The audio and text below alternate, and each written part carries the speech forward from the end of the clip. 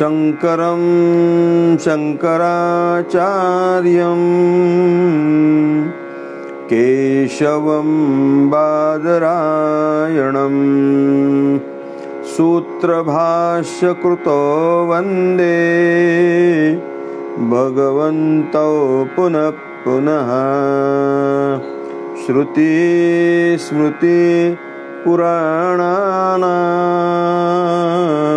आलयं करुणालयं नमामि भगवत्पादं शंकरं लोकशंकरं। गुरुर्ब्रह्मा गुरुर्विष्णु गुरुदेवो महेश्वरः गुरु साक्षात् परब्रह्म तस्मै श्री गुरवे नमः। अज्ञानतिमिरान्धस्य ज्ञानाञ्जनशलाकया चक्षुरुन्मिलितं येन तस्मै श्री गुरवे नमः। वंशी विभूषितकरान् नवनीरदाभात् पीताम्बरदरुणबिम्बफलाधरोष्ठात् पूर्णेन्दुसुन्दरमुखादरविन्द नेत्रात् कृष्णात् परं किमपि तत्त्वमहं न जाने। नमामि सद्गुरुं शान्तं सच्चिदानन्दविग्रहं पूर्णब्रह्मपरानन्दम् ईशमाळन्दिवल्लभं। नमो सद्गुरु तुकया ज्ञानदीपा। नमो सद्गुरु सच्चिदानन्दरूपा। नमो सद्गुरु भक्तकल्याणमूर्ति। नमो सद्गुरु भास्करा पूर्णकीर्ति। पुंडलीकवरदा हरिविठ्ठल श्री ज्ञानदेव तुकाराम पंढरीनाथ भगवान की जय। माऊली ज्ञानेश्वर महाराज की जय। जगद्गुरु श्री तुकाराम महाराज की जय। आदिगुरु श्री आद्य शंकराचार्य स्वामी महाराज की जय।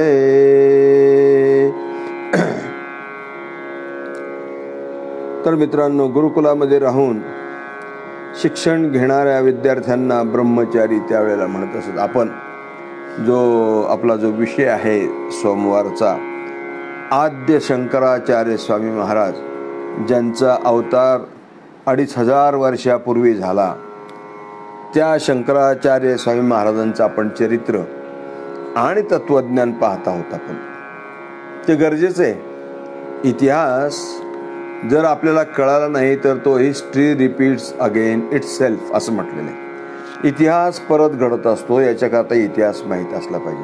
मग तो संताचा असेल, तो राजे रजवाडे वगैरे कोणाचा पण असतो, पण तो इतिहास माहीत असला पाहिजे. हिंदू धर्माचं आणि विशेष करून त्या अद्वैत तत्वज्ञान ज्यांनी या भारतामध्ये आसेतू हिमाचल ज्यांनी प्रचार केला, त्या आद्य शंकराचार्य स्वामी महाराजांचं चरित्र आपल्याला माहितीच असणं गरजेचं आहे. कारण विचार करा, वारकरी संप्रदायाच्या मध्ये ज्यांना अतिशय मान आहे, आपले वंदनीय आहेत, संत सम्राट ज्ञानेश्वर महाराज, ज्याला भागवत धर्म मंदिराचा पाया रचला असं म्हटलं जातं. ज्ञानदेवे रचिला पाया उभारिले देवालया असं ज्यांना म्हटलं जातं, त्या ज्ञानोबरायांनी त्यांचा उल्लेख केला आहे ज्ञानेश्वरीमध्ये. आता त्याच्यावर साहित्यिक लोकांचे वाद भरपूर, त्या वादात आपल्याला पडायचं नाही. कारण काय होतं, ते वादामध्ये पडलं की मग तत्व तर कळतच नाही, मग बाजूला जातं ते. तर माऊली म्हणतात भाष्यकारा ते वाट पुसतू. माऊली म्हणतात की भाष्यकारांना वाट मग माऊलीच्या डोळ्यापुढं भाष्यकार कोणते होते? द्वैत प्रतिपादन करणारे भाष्यकार नव्हते माऊलीच्या डोळ्यापुढं. कारण अनेकांनी भाष्य केलेलं आहे. भाष्य कशावर केलेलं आहे? दशोपनिषदावर भाष्य केलेलं आहे, भगवद्गीतेवर भाष्य केलेलं आहे आणि ब्रह्मसूत्रावर अनेक आचार्यांनी केलेलं आहे. असं काही नाही आहे, भरपूर द्वैत प्रतिपादन करणाऱ्यांनी केलेलं आहे आणि शंकराचार्य जे अद्वैत प्रतिपादन करत होते त्यांनी केलेलं आहे. लोकमान्य टिळकांनी गीतेचा अर्थ कर्मपर लावलेला आहे, त्यांनी त्या ठिकाणी गीता रहस्य नावाचा ग्रंथ लिहिलेला आहे.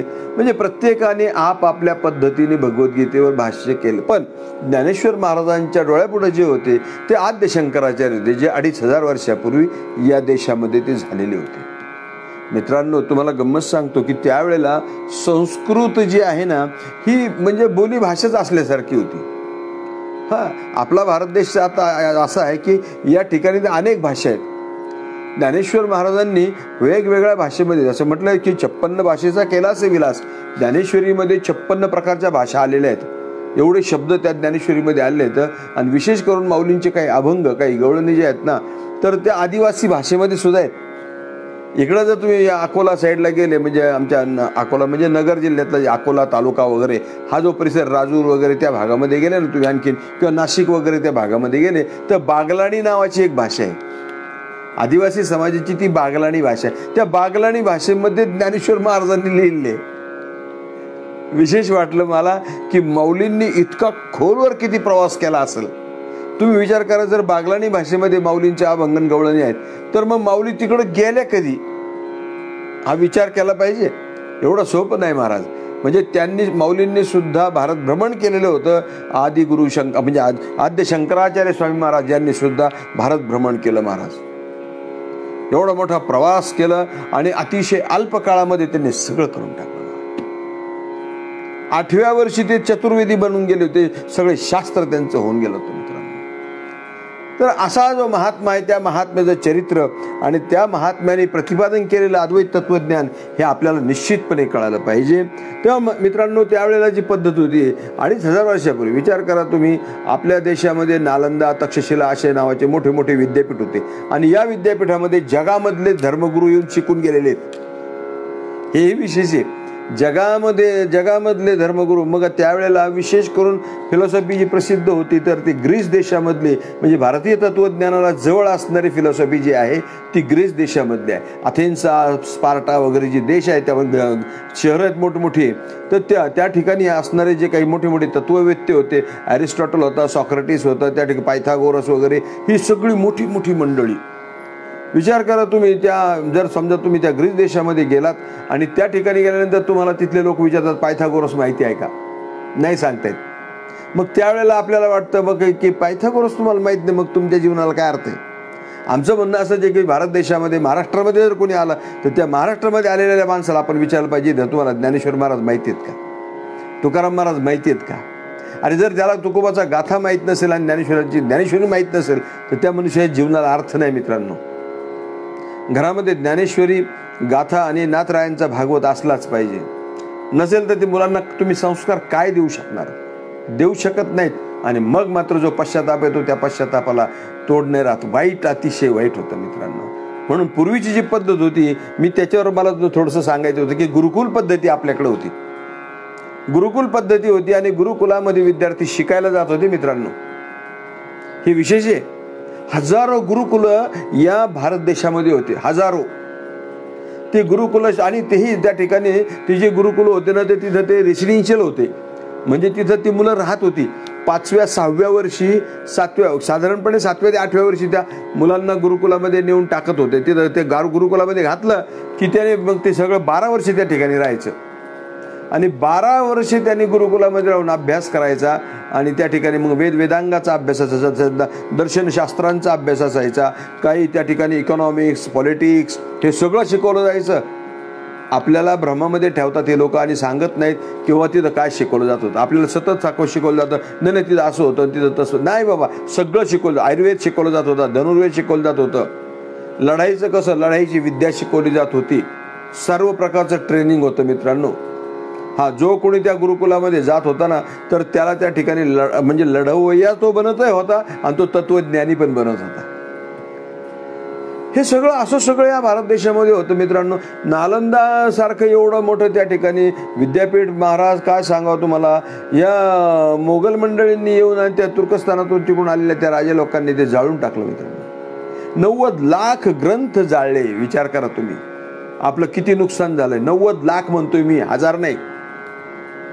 मलाही वाटत होतं की ते 90,000 असतील, पण तू ज्यावेळी वाचलं त्यावेळी मला त्याच्यात लक्षात आलं की त्याच्यामध्ये लिहिलं होतं की 90 लाख ग्रंथ होते ते. मग एवढी जर ग्रंथ संपदा जाळली म्हणल्यानंतर तुमचं नुकसान किती झालं? फार मोठं नुकसान नालंदा विद्यापीठामध्ये. हां, आणि पाडलं होते. इतके भयानक अशा प्रकारचं ते नुकसान आपलं झालेलं आहे.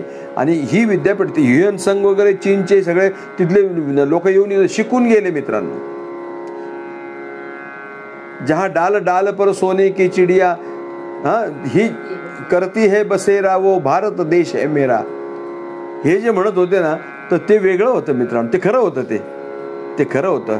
या देशामध्ये हे सगळं सुबत्ता होती, ज्ञान होतं, तत्वज्ञान होतं, सगळं होतं मित्रांनो.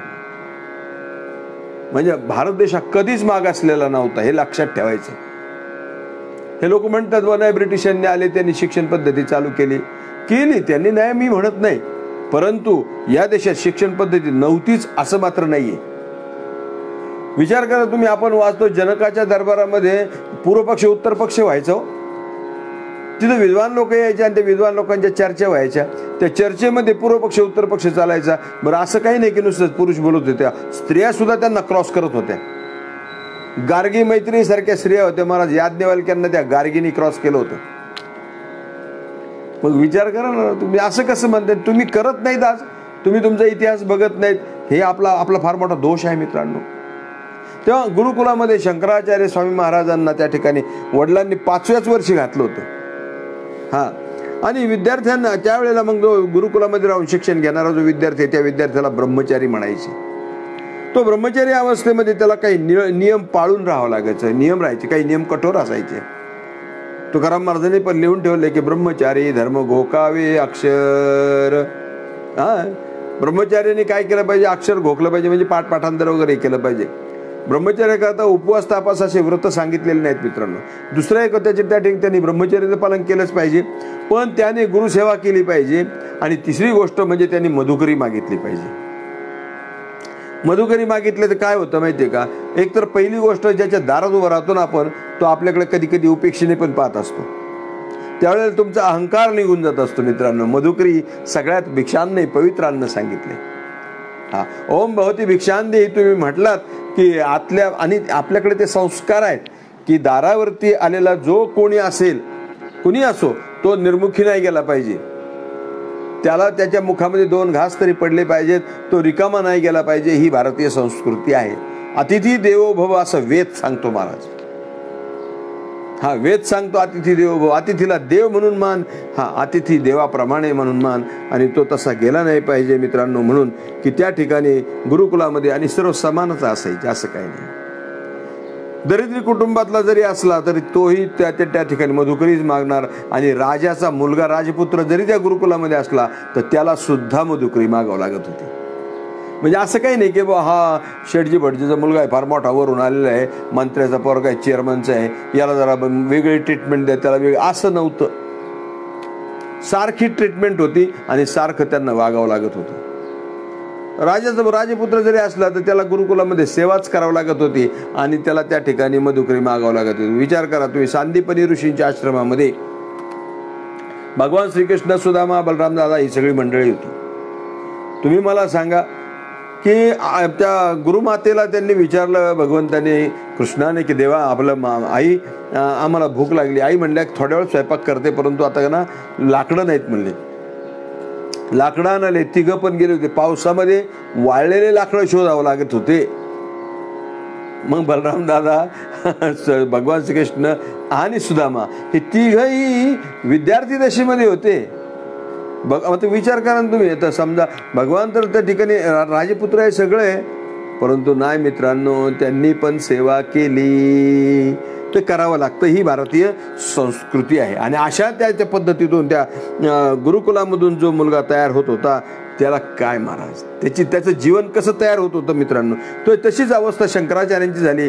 त्यांना त्या ठिकाणी गुरुकुलामध्ये सर्व काम करावं लागलं. पण तो बुद्धी एवढी तीव्र होती, भयंकर अशी तीव्र असलेली बुद्धी त्यांची सहज त्यांना आत्मसात होत होती.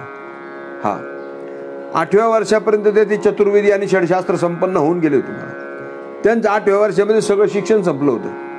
म्हणजे जिथं सुरू होतं तिथं यांचं संपलं होतं. किती बुद्धिमत्ता, म्हणजे भयंकर अशा, आपण ज्याला हल्ले म्हणतो टॅलेंट, ते अतिशय टॅलेंटेड पर्सन होते ते महाराज. एकदा असं घडलं की आचार्य शंकराचार्य त्यावेळेला विद्यार्थी दशेमध्ये असताना भिक्षा मागायला गेले. ते एकदम हुकून चुकून ते एका दरिद्री माणसाच्या घरी गेले आणि त्यांनी बाहेरून त्यांना हाक मारली की ओम भवती भिक्षां दे, आईसाहेब भिक्षा द्या म्हणले. आता ती अतिशय दरिद्री, घरामध्ये काहीच नाही, आणि ती महिला बाहेर आली. आता काय करावं, आणि आचार्यांना बघितलं, आणि बाला तो ब्रह्मचारी बघितल्यानंतर ते ब्रह्मचार्याचं तेज, ते ज्ञानाचं तेज असं झाकत नाही ना. हो अहो, ज्ञानाचं तेज सुद्धा झाकत नाही, ते शरीरावर सुद्धा दिसत असतं. फक्त पाहणारा नजर पाहिजे आणि तोही त्या मस्तीतला पाहिजे, म्हणजे मग जमतं काम.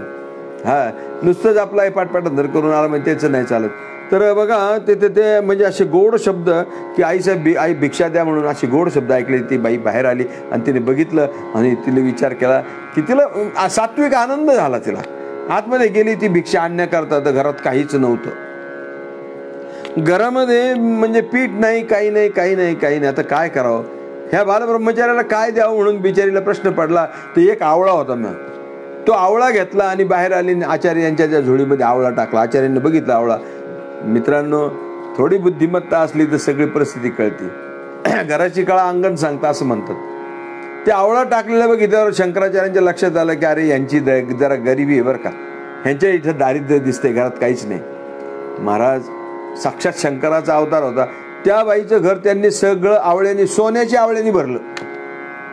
दरिद्री त्यांची 10 पिढ्याची दरिद्री गेली. आणि आजही असं सांगितलं जातं की त्यांचा जो घराणा आहे केरळमध्ये, तर तो आजही सधन आहे, श्रीमंत आहेत ते आज सुद्धा. का नाही व्हायचे? ज्यांच्यावर भगवान शंकराची कृपा झाली त्यांची अवस्था जर विचारात घेतलं तर काय होईल. आणि त्यावेळेला शंकराचार्यांनी लक्ष्मी मातेचं स्मरण केलं आणि कनकधारा नावाचं स्तोत्र लिहिलं. कनकधारा नावाचं स्तोत्र लिहिलं. विचार करा, ते संन्यासी होते, ते त्यागी होते, सगळं होते, पण म्हणून त्यांनी लक्ष्मीचा आविर्भाव कधी केला नाही. गरज आहे ना, ते अर्थ पुरुषार्थ आहे ना. महाभारतामध्ये सांगितलं अर्थस्य पुरुषो दास हा. अरे प्रत्येक मनुष्य त्या अर्थाचा दास आहे. पैशाशिवाय काहीच होत नाही मित्रांनो. पैसा सुद्धा असला पाहिजे. तुकाराम महाराजांनी आमच्या लिहून ठेवले, वेचोनिया धन उत्तम व्यवहारे, उदास विचारे वेच करी. अरे म्हणले, धन तुम्ही गोळा केलं पाहिजे, धन मिळवलं पाहिजे, पण मिळवून धन न घाली माती. तू धन मिळव पण मातीत घालू नको. म्हणजे अन्य ठाई किंवा अनाठाई तू त्याचा वापर करू नको, आणि बाकीच्या उगेच काहीतरी व्यर्थ त्याचा वापर करू नको. तुका म्हणे धनासाठी देती प्राण, असं पण आहे. काही लोक त्या धनासाठी जीव देतात. धनवंता घरी धनाची काम करी, पैशावाल्याच्या घरी पैसा काम करत असतो मित्रांनो. पैशाचं सामर्थ्य काय कमी नाहीये. हा, आणि अतिरेक जर पैशाचा झाला तर तुकाराम महाराजांनी ते लिहून ठेवलं. ते म्हणतात, अतिरेक जर झाला ना पैशाचा, तर ते म्हणतात की धनवंता घरी एक बहिरट आंधळे. धनवंता घरी एखादं बहिर जन्मलं येतं, एखादं आंधळ जन्मलं येतं, एखादं मतिमंद जन्मलं येतं. हा, आमचा एक मित्र आहे, त्याचा एक मुलगा मतिमंद आहे. त्याला 2-3 मुलं आहेत. त्याचा एक मुलगा मतिमंद. मी त्याला म्हटलं, तुझ्याच घरी कसं काय आलं असं विनोदाने आमचं? तो म्हणला, महाराज भगवंताला माहिती आहे हा सांभाळू शकेल म्हणून माझ्याकडे दिलं त्यांनी. मला इतकं आवडलं त्याचं उत्तर. अरे वा वा वा, क्या बात आहे, क्या बात आहे. म्हणजे बघा, त्याचा सगळ्यात जास्त जीव त्याच पोरावर होता. अवघड आहे महाराज, आता काय सांगावं. म्हणून तुकाराम महाराज सगळ्या गोष्टी आपल्या पुढे मांडल्यात आणि आचार्यांनी पण मांडल्यात. त्या लक्ष्मीचं स्तोत्र जे आहे ते कनकधारा स्तोत्र नावाचं ते त्यांनी त्या ठिकाणी लिहिलेलं आहे. आणि ते लिहिल्यामुळं काय आलं की आपल्याला एक गोष्ट कळाली की शंकराचार्य स्वामी महाराज सुद्धा असं म्हणतात की यल्लभसे निज कर्मोत्तम वित्तं तेन विनोदय चित्तम. हा, याच्या अगोदर असं म्हटलं त्यांनी, मूढ जहि धनागम तृष्णाम कुरु सद्बुद्धी मनसी वितृष्णाम यल्लभसे निज कर्मोपात्तम वित्तं तेन विनोदय चित्तम अर्थमनर्थं भावय नित्यम नास्ति तत सुखलेश सत्यम पुत्रादिधन भाजां भीतिः सर्वत्रेशा विहितारिती. अरे मूर्खा म्हणले, संपत्तीची हाव सोड म्हणले. हा, संपत्तीविषयीची जी हाव आहे ती सोड म्हटले. अरे बाबा, सद्बुद्धी धर आणि मनातून लोभ काढून टाक. अतिलोभही कामाचा नाही. स्वकष्टाने जे मिळवशील, म्हणजे तुकाराम महाराज काय म्हटले की बाबा, वेचून धन उत्तम व्यवहार आहे. म्हणजे स्वकष्टाने जे मिळवशील त्यावर तू समाधान मानून राहा. ठेविले अनंते तैसेची राहावे. म्हणजे कसं आहे बघा, संतांची एक वाक्यता मला हे सांगायचे की जे शंकराचार्य सांगत होते तेच तुकाराम महाराजांनी पण सांगितलं, वेगळं काही सांगितलेलं नाही त्यांनी. त्याच्यात समाधान मान म्हणले. अर्थ म्हणजे पैसा हे अनर्थाचं, संकटाचं पण कारण आहे. भागवताच्या 11व्या स्कंदामध्ये अर्थाचे 15 अनर्थ सांगितलेले आहेत. 15 प्रकारचे अनर्थ त्या धनामागे आहेत. हा, धनदारा पुत्र जन बंधू सोय रे पिशून सर्व मिथ्या हे जाणून शरणरी घा देवासी धनदारा पुत्र जन. संतांनी तेच सांगितलं. अरे हे मिथ्या आहे म्हणले. व्यवहार कालामध्ये त्याची जरूर आहे तेवढ्या पुरतं वापरायचं, बाकी संपलं सोडून द्यायचं. अरे म्हणले, मनामध्ये सदैव त्याचं लक्षात ठेवायचं की या पैशापासून जरा सुद्धा सुख कोणालाही लाभलेलं नाही. संपत्ती साठवणाऱ्यांना आपल्या मुलांपासून भीती बाळगावी लागते. 2500 वर्षापूर्वी शंकराचार्यांनी लिहिले. 2500 वर्षापूर्वीचं वाक्य आज खरं ठरतंय. एका मोठ्या कंपनीचं, मी त्या कंपनीचं नाव घेत नाही, मोठ्या कंपनीचे, फार मोठी भारतामध्ये ज्याची गाजलेली कंपनी कपड्याची, त्या कपड्याच्या कंपनीच्या मुलाची मालकाची अशी अवस्था झाली मित्रांनो की त्याचे सगळे शेअर जे आहेत ना, ते सगळे शेअर त्याच्या मुलाने स्वतःच्या नावावर करून घेतले आणि याला भिकेला लावलं मला, बापाला. शेवटी ते दोघं नवरा बायको, ते आई वडील जे आहेत त्या या कंपनीचे मालक अक्षरशः रो हाऊसमध्ये राहत होते. मग विचार करा, हे टोक तर ते टोक झालं. कशामुळं? फक्त पैशामुळं. जे आचार्यांनी 2500 वर्षापूर्वी लिहून ठेवलं होतं की त्याला मुलांपासून भीती बाळगावी लागते, हे खरं ठरलं. आणि ही पद्धत सर्वत्र दिसून येते, सगळीकडे दिसून येते, सगळीकडे दिसतं म्हणले. म्हणून पुत्रादपि धनभाजां भीती ही, आचार्य म्हणले पुत्रांपासून भीती निर्माण होत असते. म्हणून त्या ठिकाणी सांगितलं की बाबा, अरे पावशेर तांदूळाचा आधार असेल तर कोणत्याही कार्याला आरंभ करण्याचा विचार करता येतो. काय माहिती का, तुमचं थोडंफार का होईना पण धन आवश्यक आहे. परमार्थालाही धनाची आवश्यकता असते आणि व्यवहारामध्ये सुद्धा धनाची पण ते धन जे आहे ते तेवढ्या पुरतंच असलं पाहिजे. त्याचा अतिरेक जर झाला तर मग ते कोणी पण असू द्या. आश्रमाचा महंत सुद्धा मारला हो एकानी, त्याला कारणीभूत हे सगळं असायचं. जर कधी आश्रमामध्ये, त्या मठामध्ये आणि त्या संस्थांमध्ये जर पैशाचा पूर जर चालला तर त्या मठाधीशाला सुद्धा धोका निर्माण होतो मित्रांनो, त्याला धोका निर्माण होतो. म्हणजे एवढा सगळं त्याग करून बिचारा तिथे बसला असतो, लोकांचं त्यांच्यावर बी लक्ष राहतं. हे अतिशय वाईट आहे. म्हणून त्या ठिकाणी शंकराचार्य म्हणतात की बाबा, सर्वारंभा तंडूल प्रस्थमूल, हा पावशेर का पण तांदूळ असले पाहिजे. म्हणजे मग काय होतं, त्या कार्य करायला स्फुरण येतं. हा, जवळ जर काही नसलं तर कार्य करणार कसं तुम्ही? हा, कर्म करता येत नाही. म्हणून अतिरेक टाळला पाहिजे. आता असो, तेव्हा मग विष्णू पुराणामध्ये पण असं म्हटलंय की कलियुगामध्ये माणसं दाखवतील एक आणि करतील एक. विष्णू पुराणामध्ये असं म्हटलंय की माणसं दाखवतील एक आणि करतील एक. याचं नाव, याला काय म्हणतात, दंभ म्हणतात. हा, ऐसे कैसे झाले साधू कर्म करोणी म्हणते साधू. अरे म्हणले, हे साधू असे कसे भोंदू झालेत म्हणले. कैसे झाले भोंदू असं म्हटलं. हे भोंदू अंगा लावून या राख डोळे झाकून करती पाप. हे सगळं आपल्याला दिसतंय, आता घडतंय सगळं सध्या. कलीचं महात्म्य हे जर न घडेल तर त्या ठिकाणी विशेष आश्चर्य. आणि तुम्ही विचार करा, दिवसा डोळ्या अगदी म्हणजे सगळं दिसत असताना हजारो लोकांच्या मध्ये सुद्धा त्या ठिकाणी साधू संतांची हत्या होते. याचा अर्थ असा की कलीचं महात्म्य वाढू लागले, कलीचं त्या ठिकाणी आलेले. आणि दिले नाही ते शास्त्रामध्ये की नाना प्रकारचे रोगराई येईल, नाना प्रकारच्या म्हणजे आसमानी सुलतानी आपत्ती येतील, ते सगळं सुरू होतं. पावसाचा अतिरेक ते होतोय त्या ठिकाणी, उन्हाचा अतिरेक होतोय, पंचमहाभूत अतिरेक करायला लागले महाराज. पृथ्वी आप तेज वायू आकाश नको त्या ठिकाणी ज्वालामुखी होतोय, काय काय काय होतं, काय हे सगळं होतंय मित्रांनो. आणि याचं एकमेव कारण आहे फक्त तुमचं आमचं जे आचरण आहे, आपलं जे पापाचरण आहे त्याचं फळ आहे. लिहिले संतांनी सांगून ठेवलंय की पापी जे भक्त दैत्य ते मातले धरणीशी झाले ओझे त्यांचे. या पापी लोकांचं ओझ या धरणी मातेला होतं मित्रांनो. हो ना. आता विचार करा तुम्ही, कोरोनाची साथ चालू आहे, लोक मरून राहिलेत आणि राजकीय लोकांचं काय चाललंय, वेगळंच चाललंय मित्रांनो. काय तुम्ही टीव्ही लावला की ते काहीतरी नुसते ओरडत राहतात, नुसते ओरडत राहतात. हे न्यूज अँकर जे आहेत ना, हे शांतता नाहीच यांच्या ठिकाणी, नुसते ओरडत राहतात. अरे काही भांडतात का काय करतात ते काही कळतच नाही. म्हणून असं म्हटलं जातं, जागतिक स्तरावर जर विचार जर केला ना, तर आपलं जे काही समजा हे न्यूज चॅनल्स आहेत ना, ते मॅच्युअर नाही आहेत. आपला मीडिया अजून मॅच्युअर व्हायचा आहे, हे अतिशय बाल्य अवस्थेमध्ये अजून हा मीडिया मॅच्युअर व्हायला वेळ जाणार आहे. काय दाखवावं काय दाखवू नये हे सुद्धा त्या मीडियाला कळलं पाहिजे मित्रांनो. हे जर कळलं नाही तर त्याची मॅच्युरिटी नाही आहे महाराज. हां, म्हणून म्हटलं की आचार्य म्हणतात त्या ठिकाणी काय केलं पाहिजे. अरे मी कोण आहे, लब्ध्वा संपद प्राभावाड्य ततक्किम प्राप्ता विद्या राजमान्य ततक्किम भुक्ता नारी सुंदरांगी ततक्किम एनात्मा नैव साक्षात कृतो अभूत.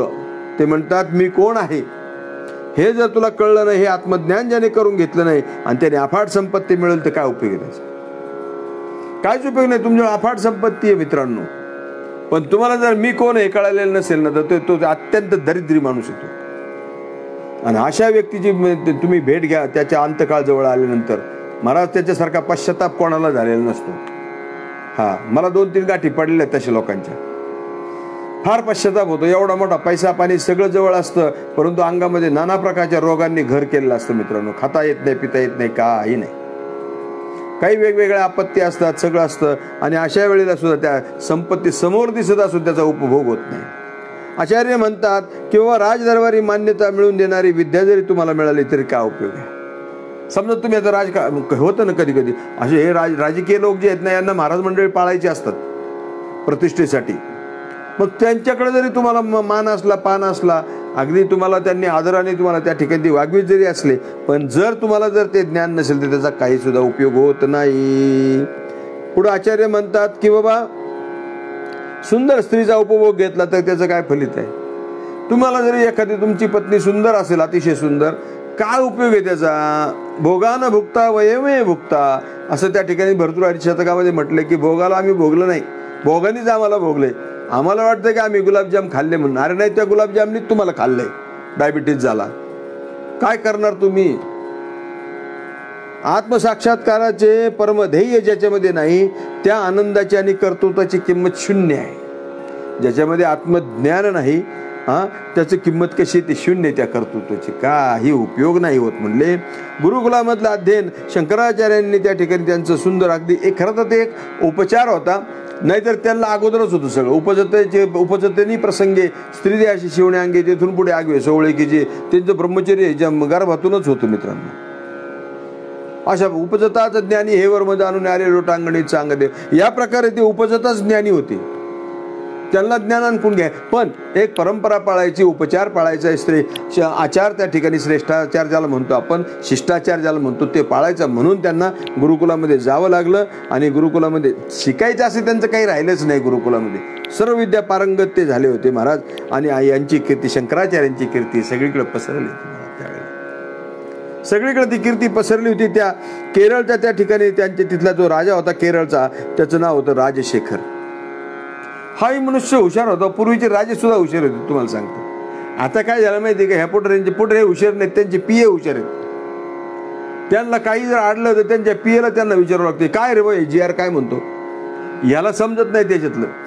आणि मग त्या पियेने त्याला सांगायचं. आता कदाचित त्या पियेने जर मिसगाईड केलं ते कुठेही सही करतो. हे फक्त सयाजीराव येतं. त्यावेळेचा जो राजा होता ना राजशेखर, तो संस्कृत तज्ञ होता, तो पंडित होता, हुशार होता मित्रांनो. हो, हुशार होता तो. आणि असा जो राजा त्या ठिकाणी राजशेखर नावाचा तो संस्कृत तज्ज्ञ पंडित होता. त्याने त्याच्या कानावर शंकराचार्यांची कीर्ती केली. किंवा कालाडी नावाच्या गावामध्ये एक बालक आहे 7-8 वर्षाचा आणि तो सर्व शास्त्र पारंगत आहे.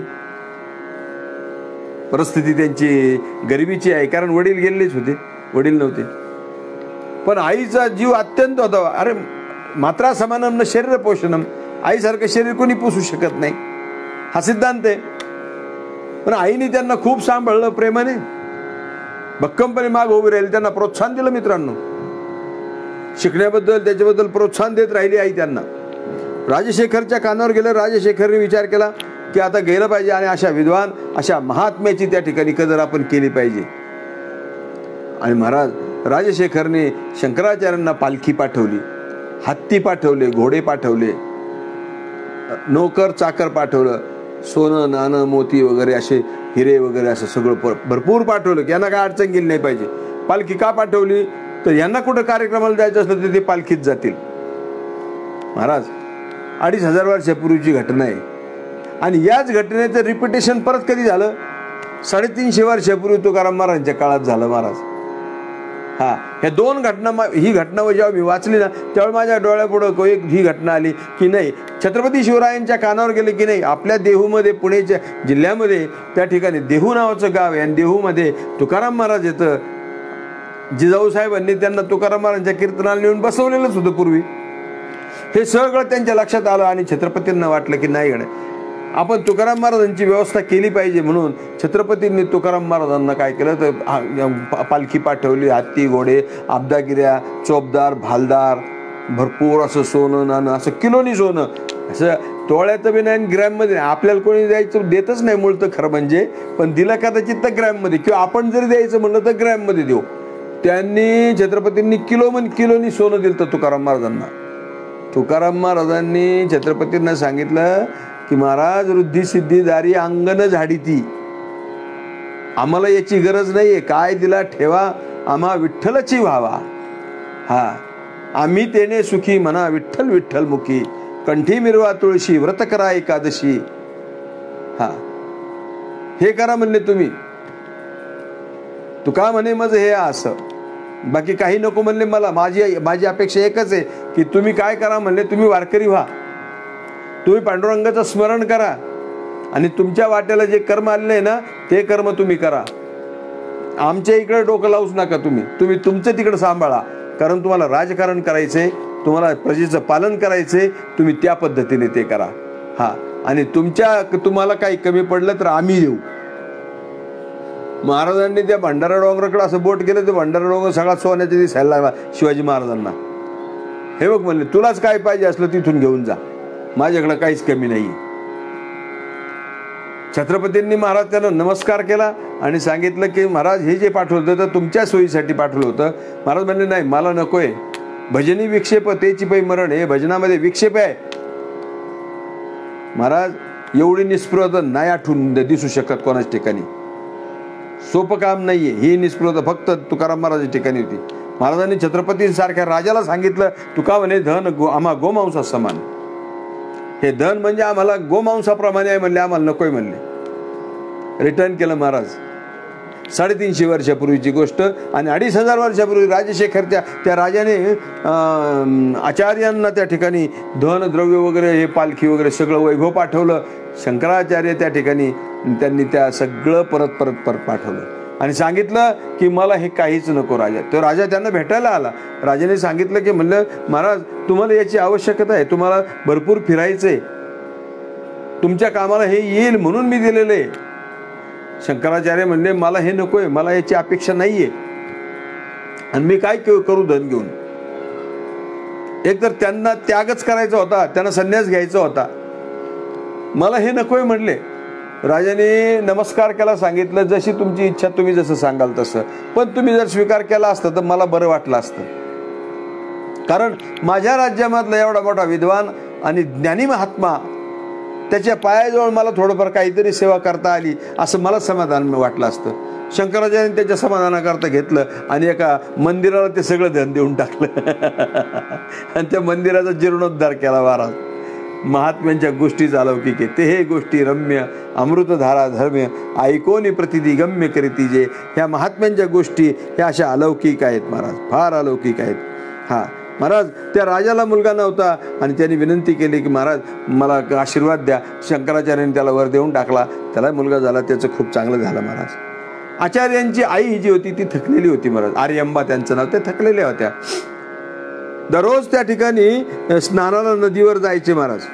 आई आचार्यांची चिरुणा नावाची नदी होती, परंतु आता वय झाल्यामुळं जाता येईना, आता काय करावा. आचार्य म्हणले आई आता काळजी करू नको, मी नदीची थांबतो म्हणले. चमत्कार म्हणून त्यांच्या नावावर लोकांनी खपवलं ते, किंवा आचार्यांनी प्रार्थना केली नदी तिथून नदी पुढून आली, तसं नाही. ते तिथल्या लोकांनी त्या राजाने सहकार्य करून त्या नदीलाच कॅनॉल काढला, कालवा काढला आणि तो कालवा यांच्या दारासमोरून नेला. झालं की काम, नदी दारासमोरून आलीच की. म्हणजे खरं तर हे असं असतं, परंतु सांगणारे काय करतात, थोडंसं ते खटमीट लावून त्याचं वेगळं काहीतरी सांगून टाकतात. हे तसं झालं नाही, त्यांच्या समोरून त्या ठिकाणी नदीचं त्या प्रवाह त्या घरासमोरून तो नदीचा प्रवाह गेला. आईला त्या ठिकाणी दररोज स्नान संध्या तिला ते करता येऊ लागली. आईला फार आनंद वाटला. विचार करा ना, असा मुलगा झाल्यावर कोणत्या आईला आनंद वाटणार नाही. आणि असल्या महात्म्यांना आहे ना प्रतिकूलताच असते. वडीलही त्यांचे गेलेले होते ना, हे आईवरच सगळी जबाबदारी होती. आणि एवढं या परिस्थितीमध्ये शंकराचार्यांना असं वाटलं की आता आईला सांभाळायची. नारदांसारखी बस झाली, त्यांना फक्त आईच होती नारदांना. आचार्यांची अवस्था तीच होऊन गेली महाराज. काय करावं आता, आईला सांभाळावंच लागतंय. इकडे चिंतनात लक्ष द्यावं लागतंय. भारत देशामध्ये त्या ठिकाणी शून्यवादाचा प्रचार वाढलेला, त्या ठिकाणी अनेक त्या ठिकाणी सगळे असे विरुद्ध प्रकारचे त्या ठिकाणी तत्वज्ञान मांडणारे धर्म निर्माण झाले. त्यांचंही त्या ठिकाणी खंडन करायचं आहे, अद्वैत तत्वज्ञानाचा प्रचार करायचा आहे. आणि या सगळ्या कामाकरता दुसरी कुठली उपाधी नको, गृहस्थाश्रम स्वीकारायचा नाही, हे पक्क ठरलं महाराज. आणि आता गृहस्थाश्रम जर स्वीकारायचं म्हणलं की संन्यास घेतला पाहिजे. मग आईला पण आता आई कशी ऐकल, आई कारण आईच्या डोक्यातल्या कल्पना वेगळ्या होत्या ना. तिच्या डोक्यामध्ये असं असायचं की आता एकतर मालक गेलेले होते आणि एकुलता एक मुलगा होता, ह्याचं लग्न करावं, ह्याचं लग्न झाल्यानंतर मग त्याला मुलं होतील, मग ते नातवंडाला मी खेळवीत बसून मला किती आनंद वाटेल ते नातवंडांना खेळवताना, माझ्या मांडीवर ते खेळतील वगैरे असं तसं. ती स्वप्न रंगत होती बिचारी. आणि कोणती पण आई स्वप्न रंजन करतीच मला, तसं तिलाही ते वाटत होतं.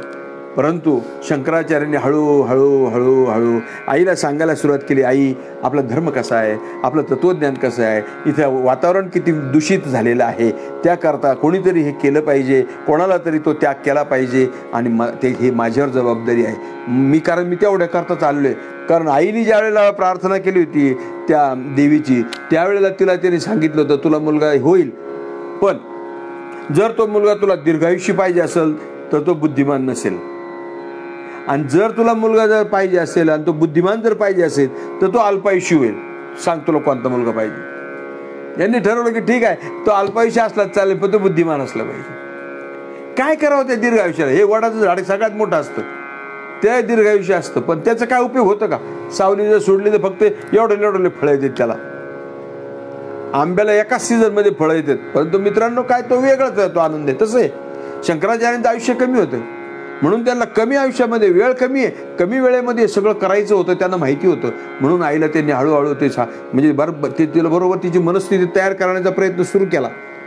हळूच आईला सांगितलं की आई हे सगळीकडे प्रचार जर करायचा असेल तर मला संन्यास घ्यावा लागेल. आणि आईला रडायला लागली आई. अरे म्हणले असं कसं रे, म्हणले माझं विचार वेगळे, मी डोक्यामध्ये काय ठेवून आहे, तू काय मला सांगतोस, कशाला संन्यास घ्यायचा तुला. आई म्हणले हे कोणाला तरी एकाला करावं लागेल ना. मग हे मला करावं लागेल, नाही तर आणखी कोणाला तरी करावं लागेल. मग इतराला करण्यापेक्षा मग मला येतं तर मलाच करू दे ना तू हे. आई म्हणली नाही बाबा, मी तुला संन्यास घेऊ देणार नाही. शास्त्र असं सांगतं जर लग्न झालेलं नसेल तर आईच्या परवानगीशिवाय संन्यास घेता येत नाही. आता काय करावं, ते थोडं आईच्या प्रेमामध्ये गुंतले आणि आईला तिथे हळूहळू तिला तयारी करायला लागले. मित्रांनो, आचार्यांनी संन्यास घेतला, पण कसा घेतला, काय घेतला, आईला त्यांनी कसं तयार केलं, हा जो विषय आहे हा पुढच्या सत्रामध्ये सांगेन. आता झालेली सेवा या ठिकाणी समर्पित करतो. तुम्हा सर्व संत सज्जनांच्या चरणी समर्पित करतो, आचार्यांच्या चरणी समर्पित करतो. या ठिकाणी थांबतो. पुंडलिक वरदा हरी विठ्ठल, श्री ज्ञानदेव तुकाराम, पंढरीनाथ भगवान की जय. माऊली ज्ञानेश्वर महाराज की जय. जगद्गुरु श्री तुकाराम महाराज की जय. श्री शंकराचार्य स्वामी महाराज की जय.